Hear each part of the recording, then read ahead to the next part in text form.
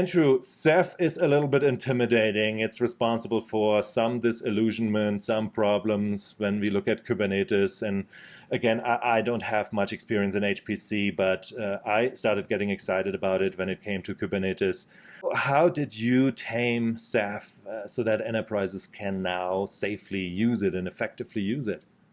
Well, I think you're right. I think in the early days, Ceph was had all of that promise, and you heard about it and heard what it was able to do in file, block, and object storage, all in one place, linear performance, linear scalability.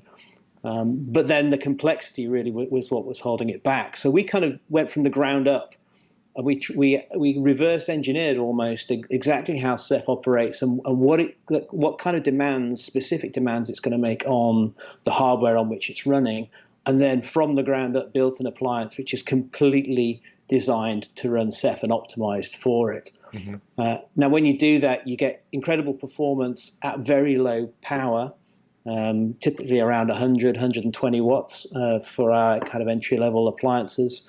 To give you an idea, that most entry-level appliances 700 or 800 watts, right. Which if you're thinking about a 42E rack, that's quite a big difference in power requirements and cooling and all of those things.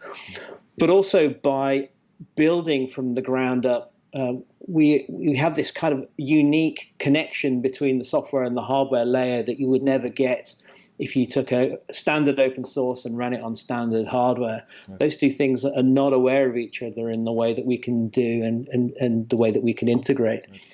Right. And so when you do that, it means that you can get to the point where you can deploy nodes and clusters and manage the Ceph operation at exactly the same time and with awareness of the hardware that's underlying it. So at the same time, you understand exactly where every drive is, in what caddy, in what appliance, in what cluster, and so on and so on. And so you get all of the benefits without all the complexity fundamentally.